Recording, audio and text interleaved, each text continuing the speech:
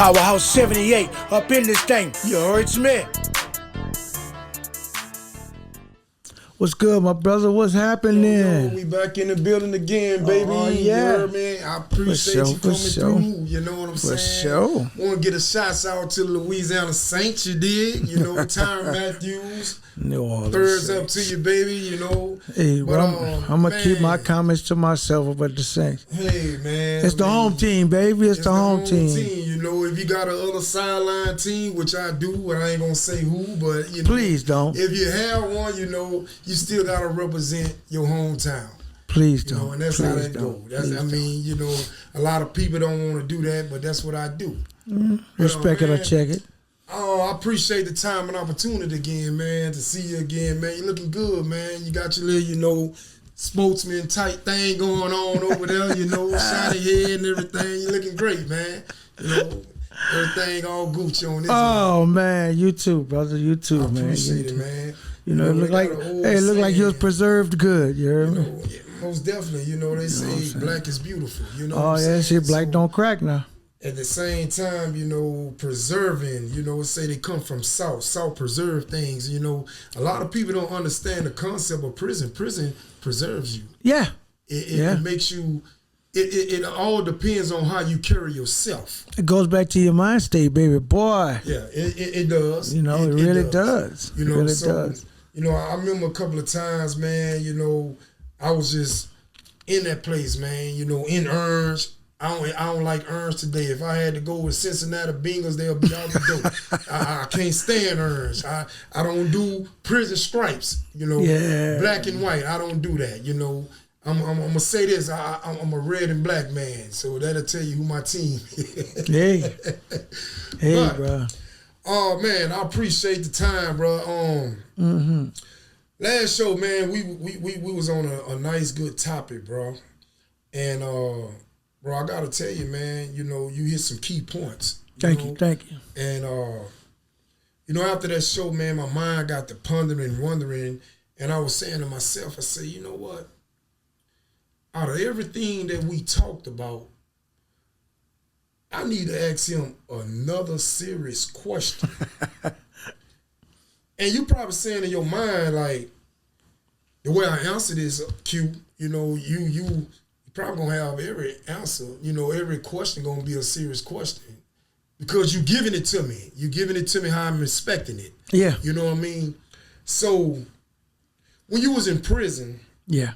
doing federal time and state time at one point, your family support versus inside support, how would you identify the in-between where you have versus at? Family support / versus inside support. As for me, I didn't have too much family support. But the family support I did, it was great. But one thing I did learn about family support is that some of your family, they're going to bat for you all the way. Right. Some of them going to do what they can. Right. Some going to do what they want. Right. Some ain't going to do nothing. At all. And some years went by, I was mad behind it all. But later on, as I grew, mentally and spiritually, I accepted it. Okay. And one thing I had to respect and understand that none of my family members got me in here. Right. So if they do, I'm so grateful. If they don't, I respect it. I had to. So the family support. Yeah. Do you hold any grudges No. against anyone that didn't support you? For a while I did, but shout out to my sis. She put me on the right path to read the right things and interact with her more so she can teach me more. Okay. And I learned to forgive. Now, as far as the support inside, what happens is when you say support inside, after a while, you actually create a brotherhood in there. You know what I'm saying? Because you got a group of brothers that you really bond. Y'all work out together. Y'all cook together. Right. You know, y'all really do your thing together. So you look out for each other. Right. So basically, that balanced out. That really balanced out. And what happened is we prayed together and everything. We went to church together and all that. But what happens is we put God first too. So what happened is God made a way. So that inside support was just as significant and important as the outside support I did get out there. So in other words, you're saying God made a way for inside support to be just what you need at the moment. Yeah. See, I realized through everything I've been through, I wanted a lot in there because I watched these boys and they're getting the new shoes, getting everything. Right. But when I put God first in my life, I got what I needed. And that was a difference. And that was actually all the support I needed. It took me years to understand that. It took me years to understand that. Okay.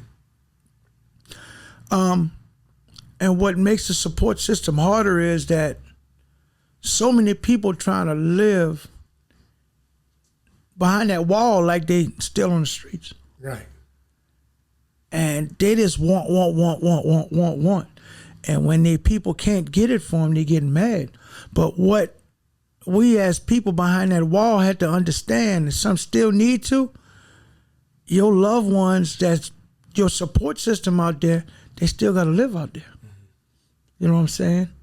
So the COs, how would you classify them as being a part of your life or a part of inside support? Well, you had some COs that treated you like a person. So if you got a couple of COs that really treat you like a person, basically it made stuff easier for you. You know what I'm saying? Give him a little more respect. Yeah, I'm going to respect him because he's respecting me as a man. Right. You know what I'm saying? He ain't coming in there mad, 4 o'clock, you know what I'm saying, cutting all the TVs off, locking everybody down. He ain't doing that because he had a bad day. You know what I'm saying? And he had times if we got one guy or two guys cutting up, he'll come to us, hey man, talk to such and such, man. Tell him chill out with that. Right. Because if you don't, it's going to make everybody suffer.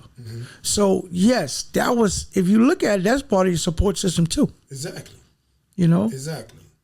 And from time to time, you may have a CO or two, you know, they heart go out to you and they'll, you know, hey, bring you some mama's good cooking. Yeah. Wife good cooking or something, you know, just to show your appreciation, well, his appreciation to you, because if he got a bad day, he don't want to get involved in what's going on, don't want to be there, don't want to take it out on nobody. He come to the pillar of the prison, which is you, which is the facilitator, which is the person that, you know how to communicate with the other offenders that respect you highly, right? Yeah. So therefore, he'll come to you and say, hey, look, Doc, I ain't having a good day, really don't want to be here, man. I ain't feeling too good. You know, I need your help, bro. So in reality, what a lot of people on the outside don't know is we as inmates, we actually run the prison. Point exactly. See what I'm saying? So, like if something bad goes down. So in other words, you saying security /CO is just another body to secure the premises. They're from just babysitters. That's it. They're just babysitters. That's all they are. It's just babysitters, man. So yes, you know, certain like no else was a big ass support system. If you had a cool counselor, because your counselor gonna put you in a position where, say for instance, you got some writs in court, he's gonna make it way to where you can use the phone to call the courts. You know what I'm saying? And you referencing inmate counseling? Yeah. Okay. So Not inmate counselor. We had counselors. Okay. Like we had a case manager, we had a counselor. We can go talk to the counselor if we had a problem, you know what I'm saying? So y'all didn't have in the feds inmate counselors? Yeah, that was like, inmate counsel was like, if you call a write-up, he gonna represent you or... So he's not part of a supporting family member when it comes down to he care about you getting out and I'll help you or not. What our counselor? Yeah. Yeah. No, the inmate counselor. Oh, not we counselor. didn't have inmate counselors in there. So y'all do not have inmate counselors? No. Okay. We didn't have inmate counsel. When it came to like doing law work and all that, we would go to the law library. You know what I'm saying? And then we would talk to like some inmates that work in there. They'll help you with your stuff. But as far as like the way it's set up in the state, it's not set up like that. Okay. No, but we had real counselors that had an office in our units. So Real free world people. Yeah. Gotcha. Until this day, man, I'm still cool with some of them Okay. because they actually treated you like a person. Gotcha. You know what I'm saying? How did that make you feel, man? Like, did you feel like this is someone that I can stay in touch with on the street? And that's what I did. Me like family. And that's what I did. Gotcha. Till this day, yeah. Because he actually made a difference in my life. When he had times where, like, because, okay, in the feds, we had 300 minutes a month. Okay. If your 300 minutes is gone, you can't use the phone. Because it wasn't like you get on the phone, you have a collect call from such and such. No. If I got money in my account, I put so much money on my phone account, and I can just call. Okay. So I didn't have to make collect call. So if my 300 minutes was up, hey, man, I need to use the phone, bro.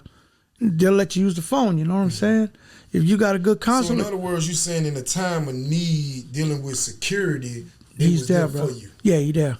So that's classified as family. Yeah. Inside support. So like you said, that's part of my inside support system, Okay. you know? And So like, when it comes down to other offenders, technically this year they say that they don't call offenders no more. what do you call them? It's back to inmate.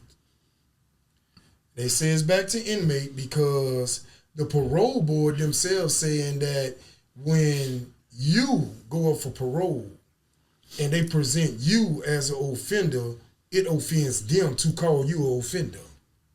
So do you believe by me saying that the parole board has some type of love or respect to change it back to inmate? Because To inmate and offender is pretty much the same thing in a slavery way. But to me, that's just a waste of time. Honestly, it really So is. in other words, you're saying just some political things. Yeah, that it's are going just that's bullshit, man. on. Okay. Because at the end of the day, it's gonna be the same. Inmate, offender, convict. I still got that same number. I can still get that same number. I'm still there for count time. I'm still there. To me, it don't make no difference, man. You know? So let me ask you this, man. We have family support versus inside support. We're going to reverse back to family support.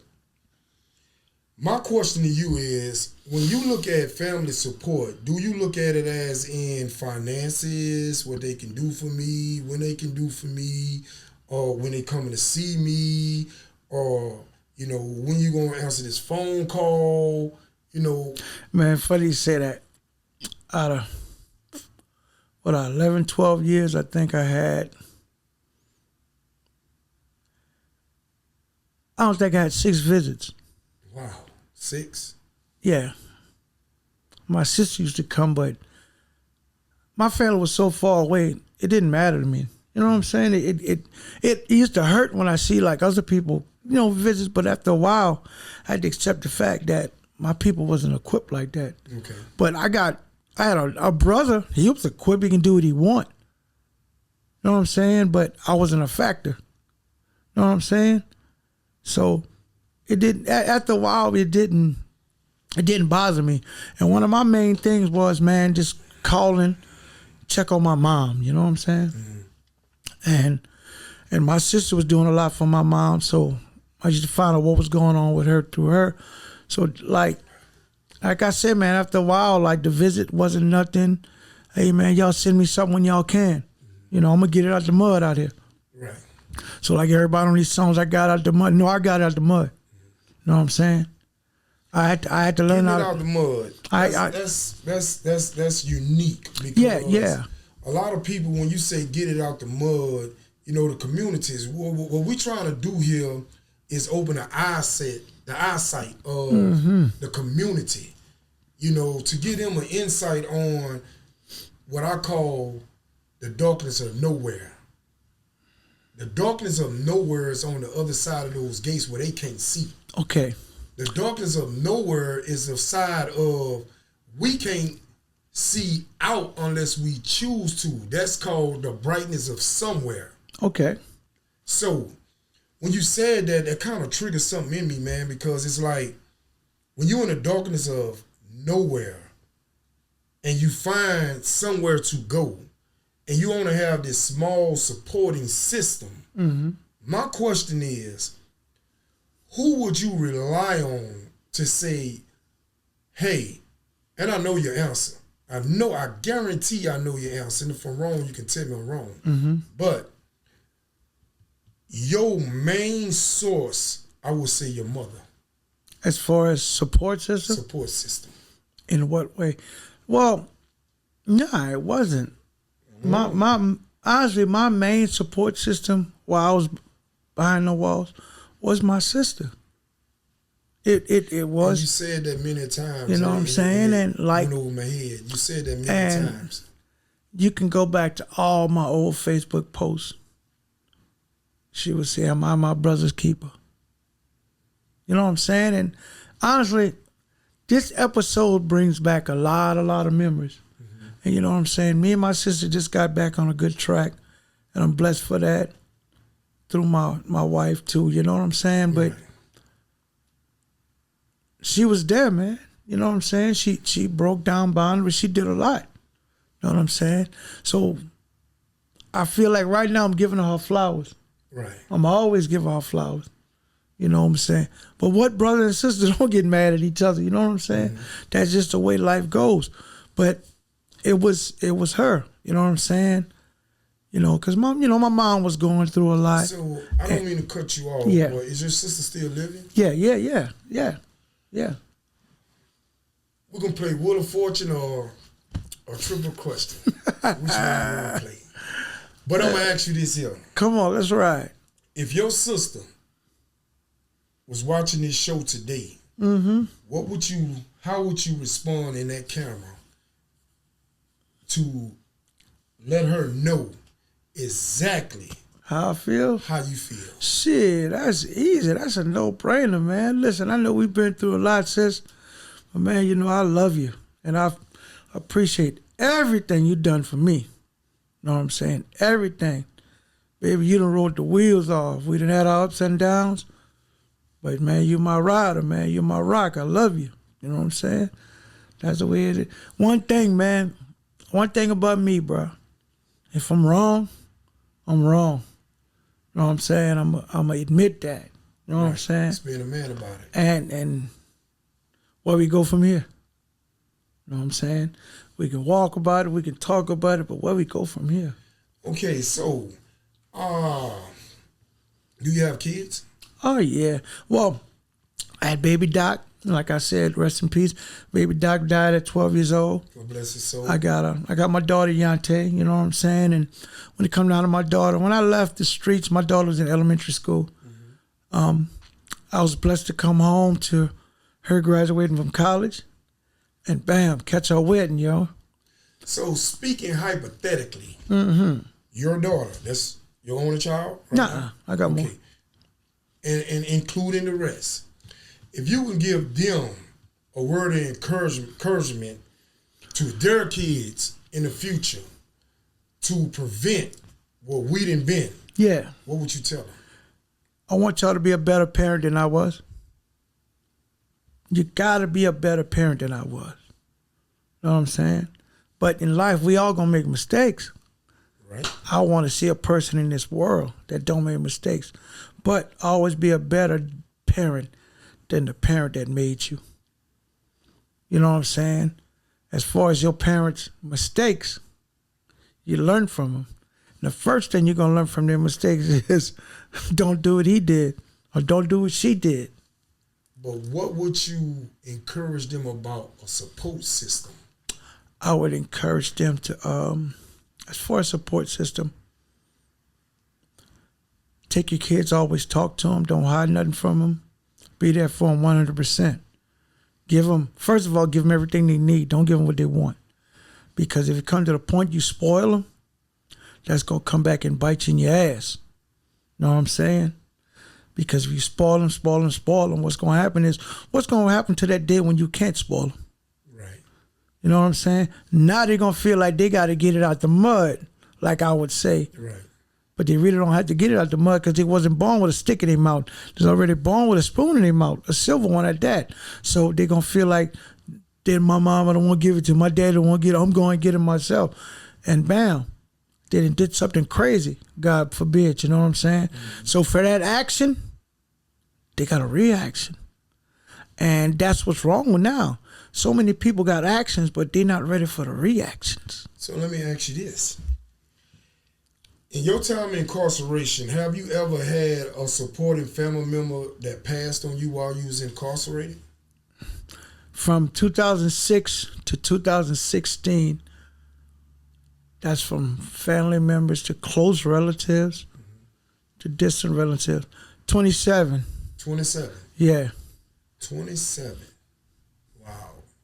27. And the one that works, well, my son died before I went in, like, he died like a year before that, right? So instead of like, I could have, the stuff I had on my back, you know what I'm saying? I could have, went in there wild out, chaotic, but I had the family members that was there for me. But at the same time, sometimes we think a family member not there for us because they're not there with no monetary stuff. But you got prayer warriors in your family, and they're there for you, you know what I'm saying? When you don't think so. So I just had praying people on my side. You feel me? I had praying people that, I had a serious hedge of protection. And you don't realize what you had until later on, you know what I'm saying? Because you can have a serious support system, and that support system just don't have to be financial. You said something that really just touched me, man. And it's like, you said you had a son that passed. Yeah. Before you went to jail. Mm-hmm. Same state, man. Yeah. My son passed 3 months before I went to jail, man. I understand, brother. And it hurts me, man, because I had the wrong vision for you, bro. Man. You know what I'm saying? I had the wrong vision for my son that I wish I had today, bro. So do you feel that? And it hurts, so I understand where you coming from. So let me ask you this then. Do you feel that God took the steering wheel in regard to your son? I feel personally, man, that God had a better decision-making choice for my son than myself. So that's what I mean. Yeah. Because the way I was raised, I wasn't raised, man, in the aspect of what my mom and my dad wanted me to be. I seen the things, man, that, what was glamorous in life. You know what I'm saying? And I attached to it. And I was good at what I did, man. I was real awesome what I did. And I came to a conclusion in this messed up mind at the time that this is who I want my son to be. Yeah. I want him to be just like his father. I want him to be the biggest drug dealer ever in the state of Houston or Texas. You know what I'm saying? And that wasn't what God wanted for him. And I was so young-minded, man, to where I really didn't grasp it until I got incarcerated. I really didn't figure it out until after I got incarcerated.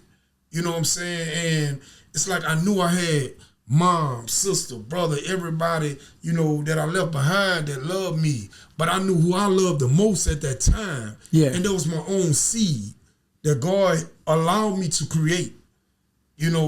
So when you said that, man, it really triggered something, man, because just earlier today, man, laid eyes after 24 years and 35 days on my son's death certificate, his birth certificate, a picture of him and I.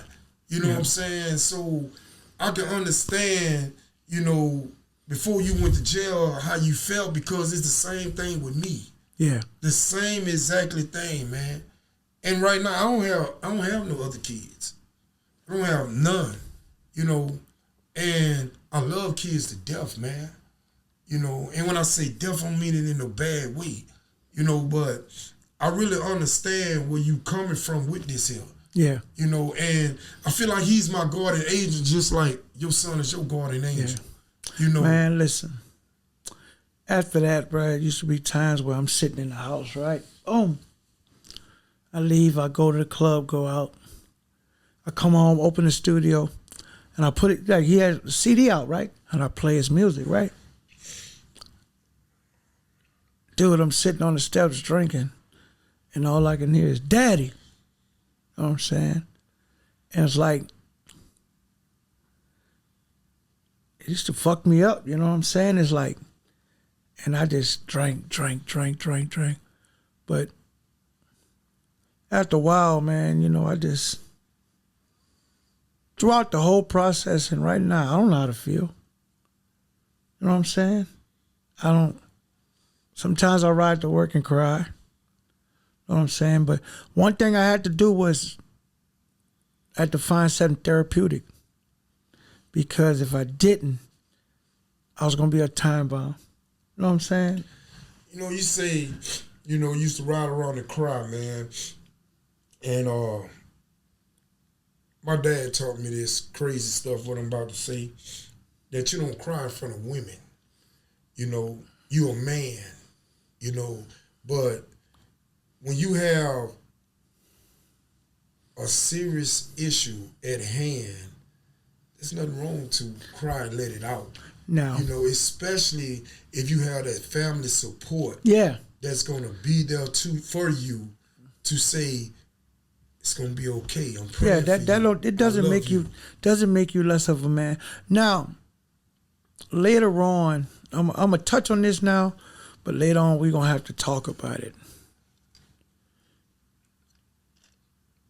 We lost our kids. We went through a lot, did all this time, and it put a mental strain on our life. And a lot of people don't see it that way. But, our community has a serious mental problem. And I think one of the first things we need to do is put God more in our life. But for us to seek help, we need to sit down and talk to each other. Right. You know what I'm saying? Because I realize everything I've been through, I got it. You know what I'm saying? And I'm going to be real with you. Without my wife, I'd probably be back a renegade. Right. You know what I'm saying? But that's the truth of it. That's the truth of it. And people in society need to accept truth. Well, we almost winded down to that time, man. Yeah. Once again, I appreciate you, man, and we're gonna figure this thing out, man. We need to try our very hardest to reach the communities, man, to understand where we coming from. That the people they seeing here today is not the people that we was in the past. Because you have domestic violence out there. Mm-hmm. You know what I mean? You have armed robbery. You got murderers. You got all kinds of degrees of different people. You have, family support, non-family support, whatever it may be. Mm-hmm. But at the end of the day, man, we need to learn that family come first.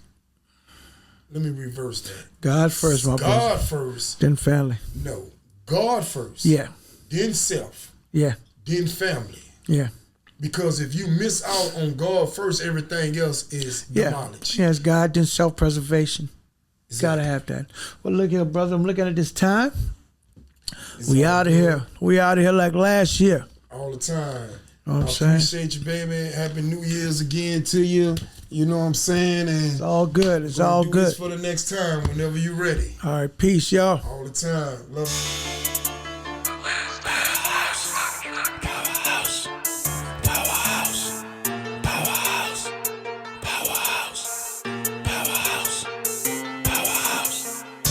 Powerhouse 78 up in this thing. You heard Smith.